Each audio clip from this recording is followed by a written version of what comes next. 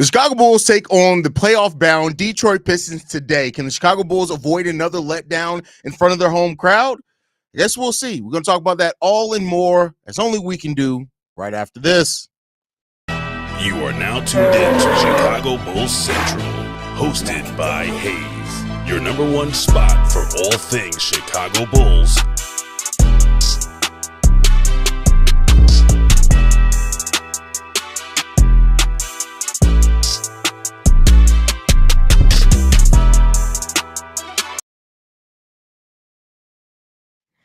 What's going on, Bulls fans? Welcome to another episode of Chicago Bulls Central, your number one spot for everything Chicago Bulls related. I'm the host, Haize, but more importantly, you guys can follow the channel at Bulls Central Pod on every social media platform we happen to be on. With that said, let's go ahead and get into it for today. And the Bulls taking on the Pistons today at home in Chicago. They're actually taking on the Pistons in both games the next 2 days at home in Chicago.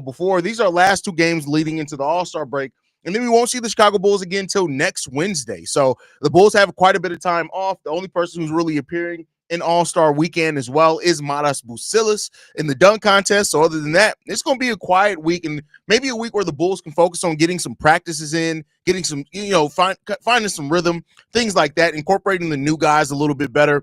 But this is a opponent that we're very familiar with. Cade Cunningham is having an amazing season. Got to give it up to him and how well he's been playing on this season for that Detroit Pistons team. And I hate giving credit to the Pistons. People who've been watching this show long enough knows I truly hate the Pistons. It's deeply ingrained in who I am as a person. So when it comes down to that, it just, it is what it is. But I think the Bulls are going to be all right. They're going to have to come in here and be prepared. Over the last 5 games, the Detroit Pistons have the 8th best net rating in the entire NBA.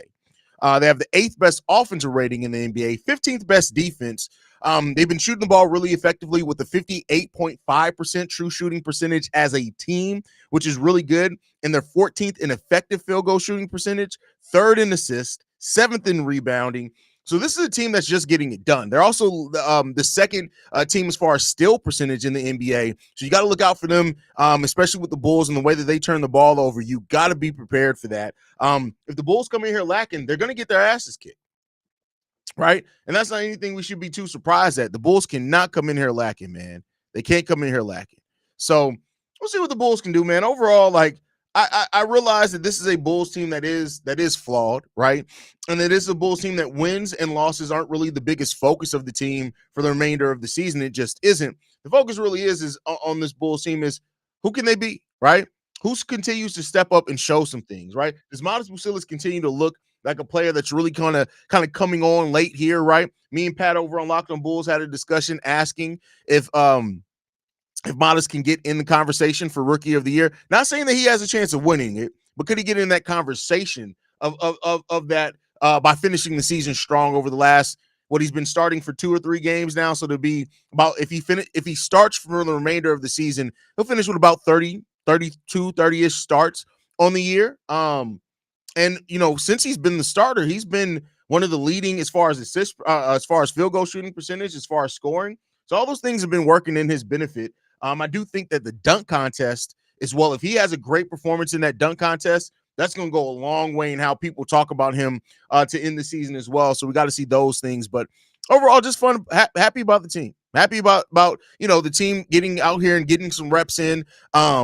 We got a lot of questions that we need to find answers to between now and next year for sure, especially if we want to get better.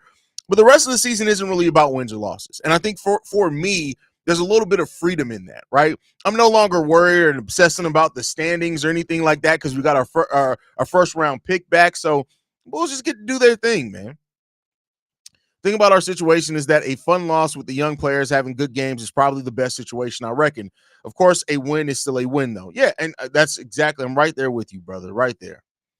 Let's hope for a win. Listen, I don't care right now. I hope for development. That's the real win for Bulls fans, right? And Haize continues to look good. Haize double today. I won't say that. I think we have so many good rebounders on the team, right? That it's going to be difficult for a player like Haize to get a double-double, right?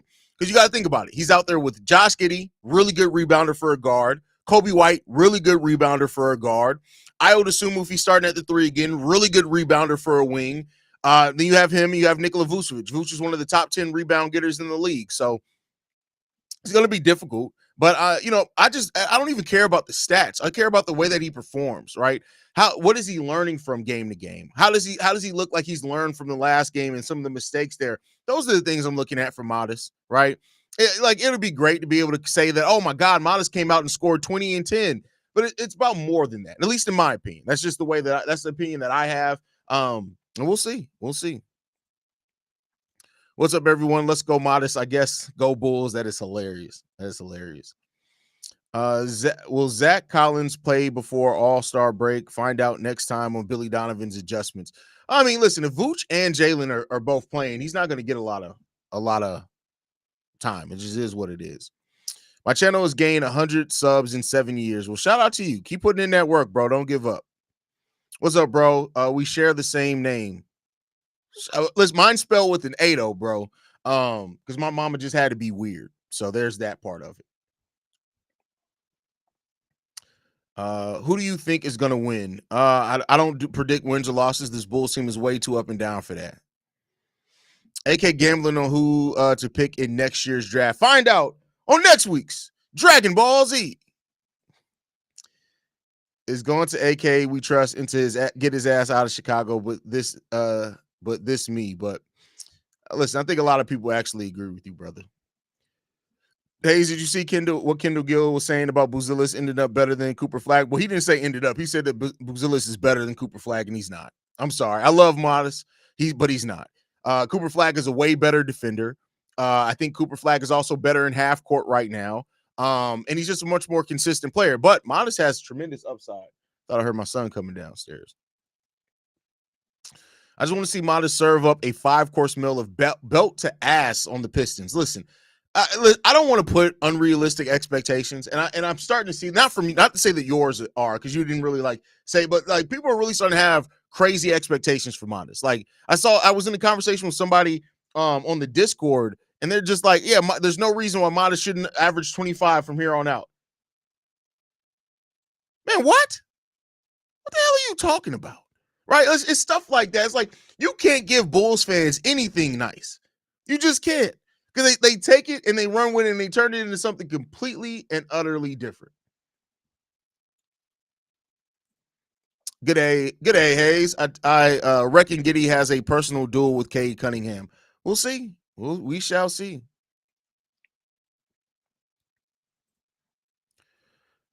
I should produce a TV show like Keeping Up with the Kardashians, but instead keeping it up with the dumbasses staring Billy and AK. That is hilarious, man. That is hilarious.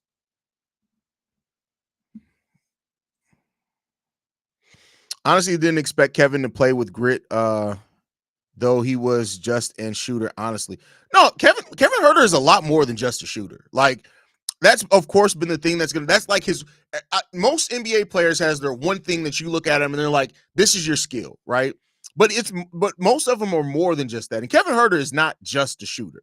Now, what did I say when we acquired him? I called him he's a really good system player, right? And you don't have a lot of those in the NBA anymore. Y'all remember how you used to have players that were just like, hey, they just make that system go, right? There's still some of those in the NBA, right? Draymond is that, but he's more than that. It's not really fair to call Draymond just a system player. But Kevin Huerter is a really good player. Like, for example, I think that if you put Kevin Huerter on the current Spurs team, oh, he'd feast. He'd feast on that current Spurs team. I think if you put Kevin Huerter on a team like the Houston Rockets, I think you do pretty good there, right? Kevin Huerter is a really good system player. He's a guy that can make your system look really, really good. Now, if you're expecting him to do more than that, he's not always going to do that depending on what the role is, what the makeup of the team is, but he's a really, really good system player. I like Kevin Huerter for what he is, man. And I'm one of those guys, so I think I have the ability to look at players for just who they are. I don't try to make them anything that they're not, right? Sometimes that bites me in my ass, but Kevin Huerter is one of those players that I think if he has a really good role where you can guarantee getting him 9 to 10 shots a night and having him come off screens and have some solid spacing already on that team, Kevin Huerter could really help you win some basketball games. Now, I don't know what the future is going to hold for him with the Chicago Bulls because that's a completely different story for a different day, but I do think that Kevin Huerter is a solid enough player. He just may not be for every team because he needs a certain system in which he operates the best in. And That's perfectly fine. People have made whole careers of being system players. You got to see that part of it, right? You think Modest can make first team all rookie? I don't think that he has time to, personally. Now I could be absolutely wrong on that. I just don't think that the runway is there for him to finish first team all rookie. Personal opinion. Everybody can have a difference of opinion on that one. I'd love to hear it. But second team is pretty solid, right? I think he definitely can finish second team, especially depending on how solidly he finishes this season. But if you're looking for him to, to finish first team all rookie, I don't think that he's going to have the runway to do that. He'd have to have an amazing rest of the season. And I don't mean just good. I mean really an amazing rest of the season for that to really be a case or a chance of happening. And I don't know if that's going to, I just don't know, like I said, the runway. I keep using runway. I don't know if that runway is going to be there for him to be able to accomplish that. Kevin Huerter has underrated skills, tries on defense, and solid passer. He tries on defense, but he's still a terrible defender. That's what makes it so bad, right? When you see players that are like, for example, Zach LaVine, the reason why Zach LaVine can be a much better defender is because there have been times where Zach LaVine just hasn't tried. That's been his defensive awareness is god awful, right? That's what has doomed Zach LaVine a lot. But when he's locked in, he's actually a pretty good defender. When you are giving tons of effort on defense and you still suck defensively, that's when you got to start looking at people and just being like, it's just not going to be there for you, huh? It's just not going to be there for you. And that is what it is. Damn, it's crazy how the Detroit Pistons is a better team than us after how bad they were last year. Well, that's what the difference of coaching makes. Like, no, I don't want to make they made some changes to that roster, but when you have a coach that actually has a vision for your players, it makes a ton of difference. That's why you see people like shit on Billy Donovan, right? Is that he doesn't really have a vision. He'll play some rookies some minutes, but sometimes it doesn't always feel like he has a vision for those players, right? And so Monty Williams last year for that team had no vision for that team. Like when you had to go to a coach 3 times for them to even take the job, they don't believe in that roster. Now they have a coach that actually believes in that roster. He's using those guys to better their ability. I know that Jaden Ivey went down, but even when you look at like how he used Jaden Ivey versus how Jaden Ivey was used last year, like Killian Haize was starting over Jaden Ivey, right? So that really made a difference as far as just that team overall. So the Pistons have always been a talented team. But now they're starting to bring it together a little bit more. So would be good for Pat to show some scoring improvement the rest of the season. No excuses, come off the bench. Listen, it's not just about, everybody wants to make it about scoring for Pat, right? And Pat just isn't a scorer. And I don't know if he's ever going to be the scorer that some people try to make him out to be. I think Pat's always going to be a player that he can shoot efficiently, but I don't think he's ever going to be a scorer. I think Pat, definitely being more aggressive can help him. I think that a more aggressive Pat can probably get about 12 to 14 points a game, which is solid. But I just don't think that 18-point player that some people want Pat to be, I don't think he's ever going to be that. But he can be a solid, efficient scorer that also goes out there and gives tons of effort defensively. The problem with Pat this season is that he's gotten worse defensively and he's gotten less efficient scoring-wise. Those two things start getting better for him, I could see it really improving for Pat. But I don't know if Pat's ever going to be this scorer that some people talk about him being, because I just don't think that that's his game. The Bulls are going to end up being as BR white as the Washington Generals. Listen, I don't give a shit if they're transparent. If they're winning basketball games, some people be worried about the wrong shit. I don't give a damn. I don't care. I don't give a damn. You can bring out an alien out there. If they're going to help the Bulls win basketball games, that's the most important thing to me. I'm not going to get all caught up in like, oh my God, we have too many white players. If they're good, fuck it. I don't give a shit. Give me a front line of Modest Bucilis and a Cooper Flag. I don't give a shit. I don't give a damn. If we're winning basketball games, that's what I care about. That's the most important thing. I'm not about to get wrapped up in what a nigga look like. I don't give a shit. I care about if we are getting dubs. That's what I care. Do we have a team that can go out there and win? That's what I care about. Over under 40.5 bubble gums for Billy Donovan. Oh, listen, bro, he's over that already before the game started, my boy. over 40 bubble gums. I think he starts the day off with 36 bubble gums, bro.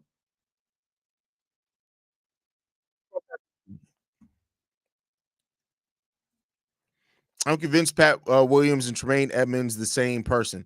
Oh, listen, no, come on now. Tremaine Edmonds has actually been a damn good at times. Like I know he's been disappointing for while he's been on the Chicago Bulls, but like Tremaine Edmonds actually had near Pro Bowl level seasons.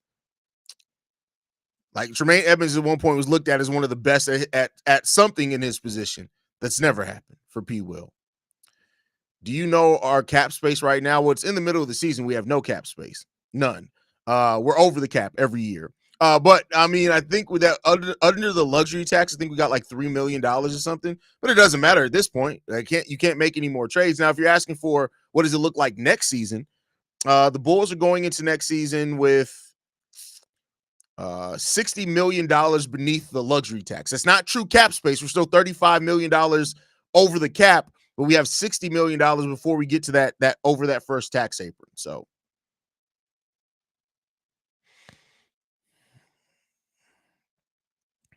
I see Giddey having a better game impact ratio than Cunningham. Then you're smoking dick. Like real talk. You're literally smoking penises. Just all in your mouth. Just inhaling dicks. Like that's just what I listen. I get it. And that's why I say there's a difference between Giddey fans and Giddey stands, right? But if you think that Josh Giddey is having a better impact on the game of basketball as a whole than Cade Cunningham, you got to get the dick out your mouth. You got to get the dick out your mouth. You just gotta pop that mug right on up out of there. Pray to your Lord and Savior, whoever that may be. We accept them all here, but you gotta stop smoking dick at that point. Like just to be frank, like if you think that Josh Giddey has a better impact than Cade Cunningham, now if you could say that you could see him at some point having it, all right, you can have that conversation. But if you're talking about right now, currently in the year of our Lord 2025, you're smoking cock, caca. That's what you're smoking. Just big dicks, just all in your mouth, just smoking them. I wanted your opinion because I thought about this from the last few episodes. Is there a chance, considering the Bulls won't rebuild, that they can get out the mud and be relevant again in a few years? Yeah, because again, this is why I say there's a difference between rebuild and blowing everything up.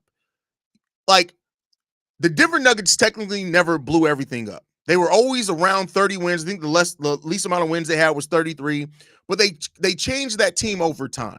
That's what the Bulls are going to do here. People that are looking and be like, let's just get rid of everybody. That's never going to happen here. But I do think if you draft smart, if you actually develop, there is a chance that you're at least competing for something in 2 or 3 years. I'm out on Pat. Even though he's looking sort of decent in the last handful of games, he's still a 10-pack of ass. I mean, hey, that's your opinion. Haize has just given the all clear for it to be all white Australian Bulls lineup. That's crazy. That's crazy. I didn't say all Australian, right? But I'm not xenophobic either. So it is what it is. Hey, Haize, with the way the season is going, I'm already looking forward to your analysis of the draft prospects coming up. Oh man, the draft analysis this year, especially with the Bulls having a lottery pick and they own it outright. Oh, best believe you are about to get some of the best draft coverage for the Chicago Bulls that you're going to find, period. Giddey is from Melbourne, where the sky doesn't actually exist. It's just cloud cover. That's why OPS typing along. That's hilarious. Giddey can hear, G can listen. He got natural born rhythm. The fuck does that got to do with what we talking about? No offense, right? No offense to you at all. But what the fuck does him having rhythm got to do with shit we talking about? I'm not trying to take him out on a date and get him to dance for me. I don't give a shit if the motherfucker has rhythm. I don't give a shit about that. Do you see on FanDuel the Bulls have the 5th best odds to land Flag, even though it's not going to happen? Listen. It's not even just like I get why Flag is what everybody's looking at. This is a draft that's very, very deep. It's not all about Cooper Flag, right? Hell, if the Bulls land in the top 4, I'd be ecstatic. Fuck, it's hot here. 44 Fahrenheit in the shade. Adelaide, Australia. Fry an egg on the bonnet of Holden. What are we talking about here? What the hell are we talking about here?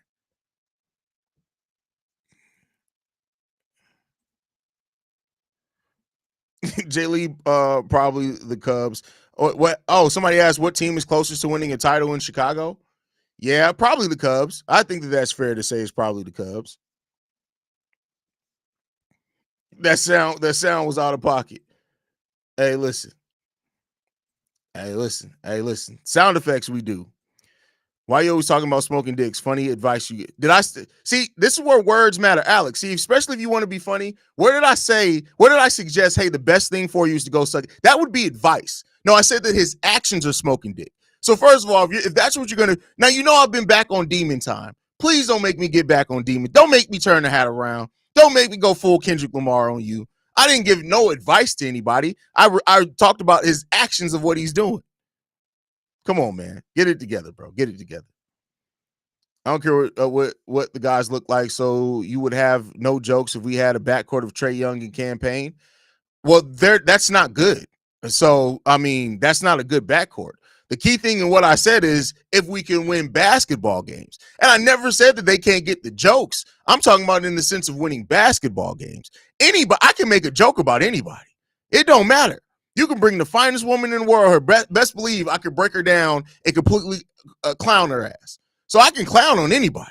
That's the joy of being gifted with words, right? Me pushing this LaMelo Bulls narrative will be our biggest disagreement. First of all, we ain't gonna disagree on it because I'm gonna let you have it. I'm gonna let you have your narrative. You're a little high there, my boy. You're a little high there.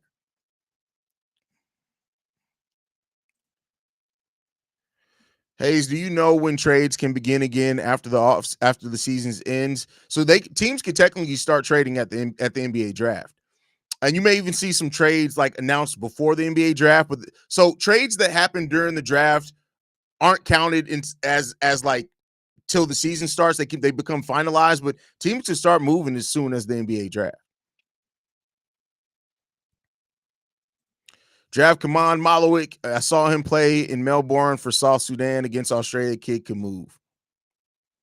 We got Vern in the building. Y'all know Vern got kids?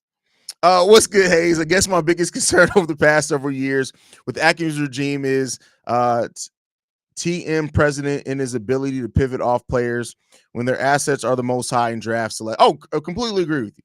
Completely. That's why I always say, like, when you make a move is as important as the move that you make. And that's something that AK has continually missed at, right?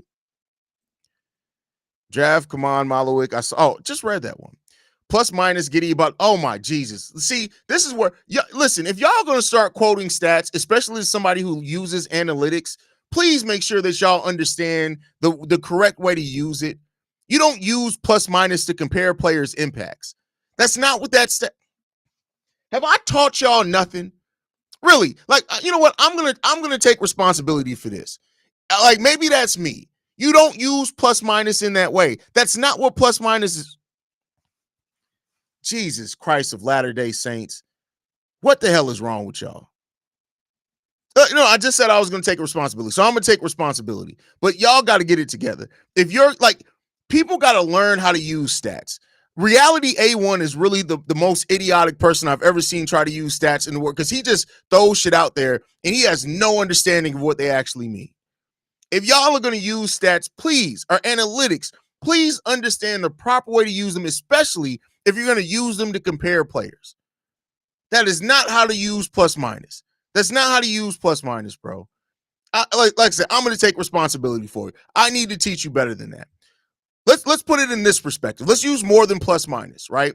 When Cade Cunningham is on the court, his team outscores teams by 6.2 points.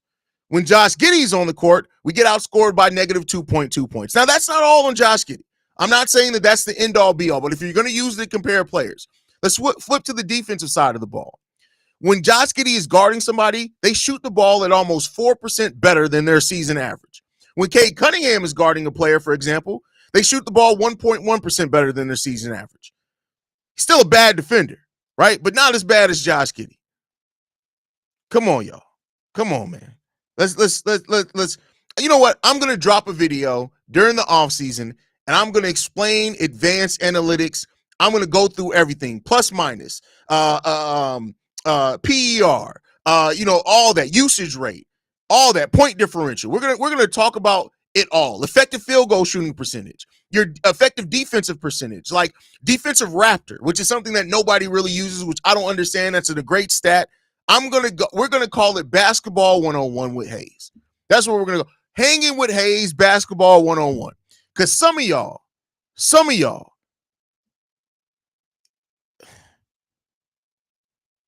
what are we doing, bro? What are we doing? And if I see another person try to quote per 36, I'm gonna smack your mama. I'm literally gonna smack your mama.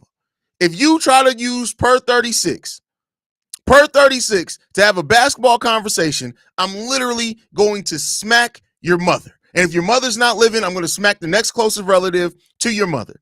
I'm going to do it. I'm going to spend my whole savings going across the country and the world smacking motherfuckers' mamas. I'm going to do it. I'm going to smack your mama. Because some of y'all got to get your life together. So somebody's mamas need to be smacked. There's some mamas that need to be smacked.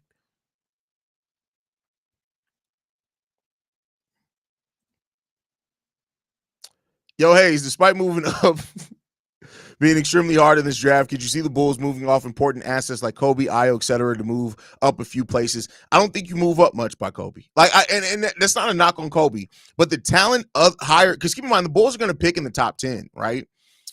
The players up there are going to have so much higher upside than what Kobe White does. I don't know if that really helps you, right? Now, if a team somehow lucks up into a higher pick, but they're a win now team and they want to go with a more proven commodity, maybe you run into that. Maybe. But we'll see. We'll see. Bro gonna be in jail by the time he finishes slapping people. No, first of all, I've been a criminal my whole life. I ain't never gotten caught. So let's just be clear here, right? If I'm going around smacking people's mamas, best believe I got an exit plan before I smack your mama. I come up with all the plans before I smack your mama. Can you compare Alex Caruso's game to Josh Giddey's? No, because there's no comparison in their games. None. They are literally the exact opposite. Everything that Josh Giddey's good at, Alex Caruso's not just about, right? Not to say that Alex Caruso's a terrible passer, but he's not a creative passer like Josh Giddey. Alex Caruso is an amazing defender. Josh Giddey is not yet. So, it's not really good to compare those two players. I'm looking at the NBA draft. Who do you think would be a good pickup during the NBA draft? You have to tune in next time to Dragon Ball Z because I'll be doing a whole draft. And now there's a lot of guys, though. Some of the guys that I'm zeroing in on to answer your question, like Asa Newell, which I think may be off the board by the time the Bulls pick. He's moving up mocks crazily. Igor Dimon, Kaman Malowik, VJ Edgecombe. These are guys that I really would love for this team. So. Yeah, I don't think any tanking teams is in a position to need a player like Kobe. Exactly. Things could change. We'll see. We'll see.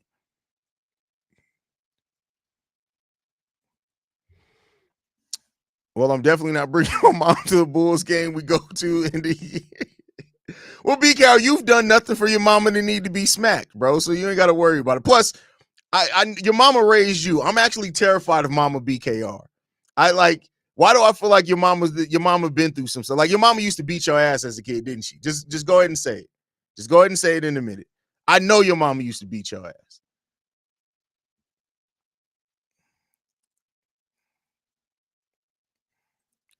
Do Herter and Giddey guard the same position? Not really. I mean, you got to think Giddey's the best when he's guarding point guards. He's the absolute best when he's guarding point guards. Some of his best defense comes against those guys. Kevin Herter is not a good defender. Like, here's the thing. Josh Giddey's a better defender than Kevin Herter. I'm sorry. Especially when he's actually locking in. Yeah.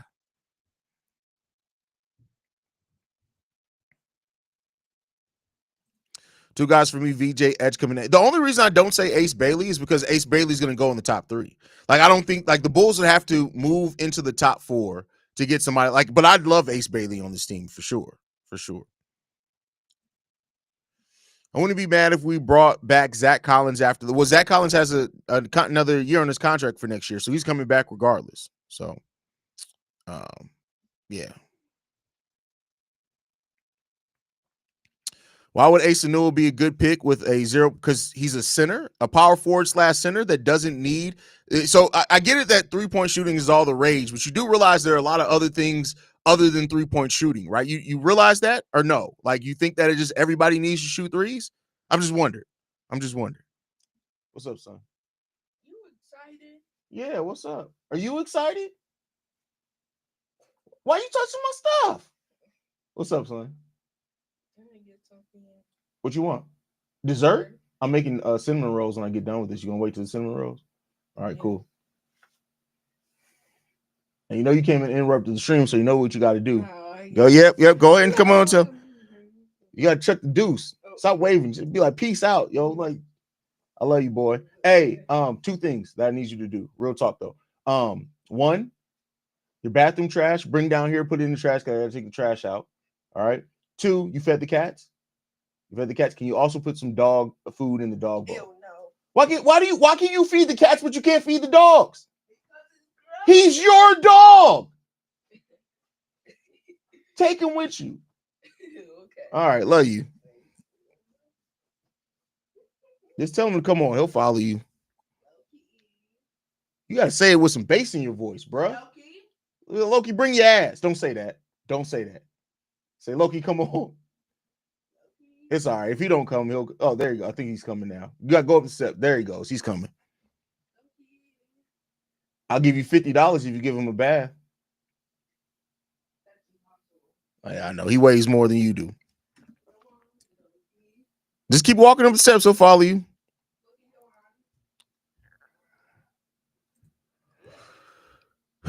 Could I link something in the chat for Haize to play? I'm not playing nothing. What are you talking about? Left Mouse, did he ask you, are you excited? Why are you touching my stuff?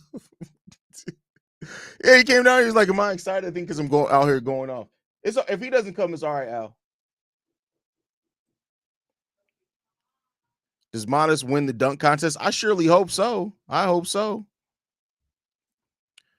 John Collins would be a good fit. You know what? Honestly, with him potentially running with Josh Giddey and having Josh Giddey and Lonzo Ball set him up for lobs, I actually don't hate that idea. I don't hate that idea at all.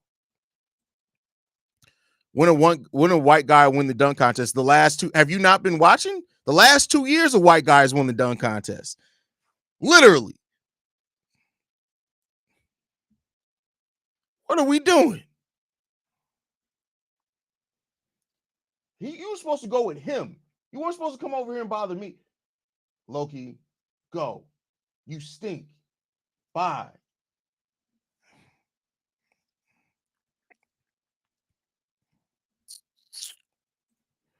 I want some edibles now. I'll be making some cinnamon rolls with some good bud butter. That's how did we get here? How did we get to the point of talking about bud butter? That is crazy. First of all, I need you to pick a different word than that because saying that it could sound like something else. Draft for the future to be the eventual starting 5. Keep Io, Kobe, Williams, Lonzo, and trade Vooch for a big to be the vets to come off the bench with them. You know my thought process. When people start getting to, all we got to do is do this and then do this move and that move and that move, you start to get too much in the fantasy book. We'll see what happens.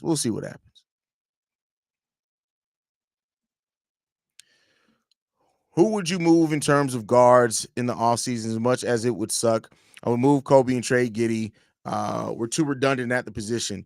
You're too redundant, but then you trade the one player that has a different skill set? Like, I mean, let's just be clear here. Like, Josh Giddey and Kobe White's skill set are completely different. And Lonzo and Giddey's are similar, right? Now, not the exact same, but similar. Io is more of a wing at this point. He can play any position, and then you got Trey Jones. So you want to trade the one player that's the scorer out the bunch?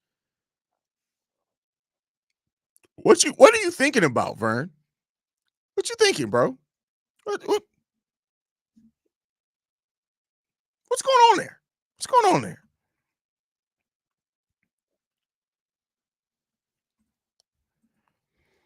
Is there a player you wouldn't want the Bulls to take? I'm worried about how Ace Bailey might develop here. Well, I'm worried if we're talking about how they would develop here. I'm worried about how anybody would develop here because the Bulls have sucked at development for the last 5 years.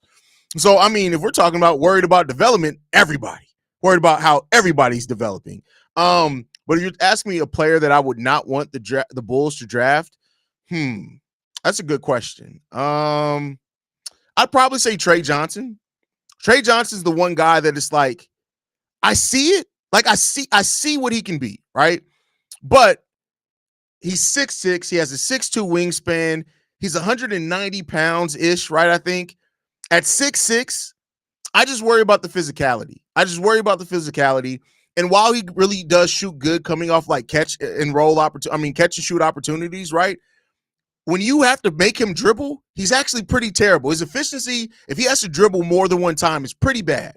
And those players in the NBA, like players that, again, not being able to create your own shot off the dribble is one thing, but when you're forced to dribble and your efficiency takes a tailspin as a guard, that's usually pretty concerning. So, Trey would probably be the one that I'm looking at, and Trey Johnson that I'm just looking at. I'm like, don't get me wrong. If the Bulls draft him, I could see why they would go out and get him, but I'd still be looking at it like, I'm a little worried. I'm a little worried about what he's going to turn into at the next level. Just a little bit.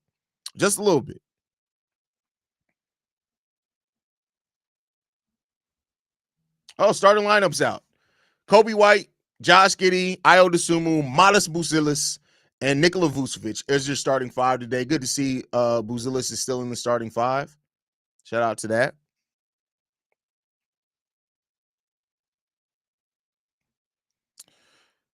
What's the word, Haize? What is the percentage for the Bulls to get the first pick in the draft? Hold on, I can tell you that real quick. Give me 1 second. The Bulls have a 6% chance to get the number one overall pick and a 26% chance to land in the top four.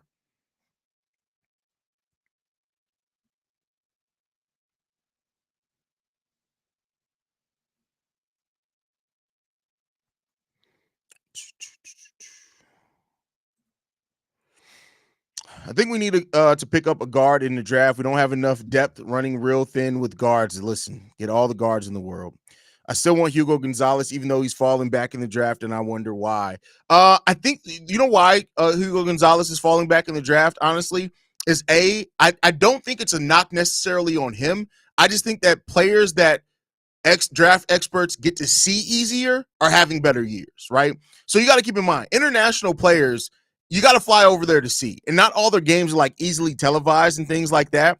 So I think that because the players that are playing in college right now are getting more shine, you know the competition that they're playing against. Sometimes with those international players, like they don't even know who they're playing against. You'll take a look at the game, be like, yeah, he looks good, but like, who's this guy that's guarding him? I think Hugo Gonzalez is going to shoot up again once the draft combine starts. When he starts working out in the 5-on-5s against other players that are in this draft, I think Hugo is going to shoot back up in the draft. Now, I don't think he's no longer going to go as a lottery pick. I think he's going to be right outside that lottery. That's why I wanted the Bulls to pick up an additional first-round pick, but we'll see what happens with Hugo.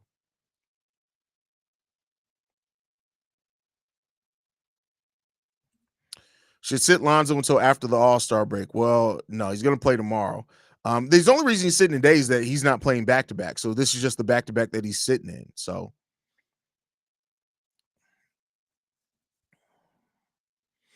wow, 6% for the top pick, 26 chance to land in the top four, though. That odd would be way low. Thought that odds would be way lower. I mean, you got to keep in mind the Bulls right now have the 8th worst record in the NBA. Portland has passed them up as far as a better record now. So our lottery chances have actually been improving because we've been losing, and a team like Portland Trailblazers is 7-3 in their last 10, which is fucking bananas. 22-31 record. I'm surprised Chicago won 22 games. I mean, 22 games is not a lot. Igor Dimon is a dog. Bulls going to become the KKK. First of all, it's crazy that you wrote that. It's crazy that I read that. Come on, bro. What are we doing here? But all right, y'all. Gonna get ready to wrap it up.